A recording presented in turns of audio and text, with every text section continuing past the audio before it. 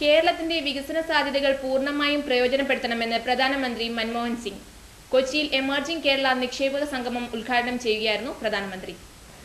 ഏറെ പ്രത്യേകതയുള്ള സംസ്ഥാനമാണ് കേരളമെന്ന് പ്രധാനമന്ത്രി ഡോക്ടർ മൻമോഹൻ സിംഗ് പറഞ്ഞു. ഇവിടുത്തെ പ്രകൃതി വിഭവങ്ങളും മനുഷ്യ വിഭവശേഷിയും മികച്ച നിലവാരമുള്ളതാണ്. ഓരോ വർഷവും ലക്ഷക്കണക്കിന് വിനോദസഞ്ചാരികൾ സംസ്ഥാനത്ത് എത്തുന്നുണ്ട്. ഈ അനുകൂല ഘടകങ്ങൾ കേരളം പ്രയോജനപ്പെടുത്തണമെന്നും പ്രധാനമന്ത്രി ആവശ്യപ്പെട്ടു. ആഗോളവൽക്കരണത്തിന് മുമ്പ് തന്നെ കേരളത്തിന് വിദേശ രാജ്യങ്ങളുമായി വ്യാപാര ബന്ധം ഉണ്ടായിരുന്നു.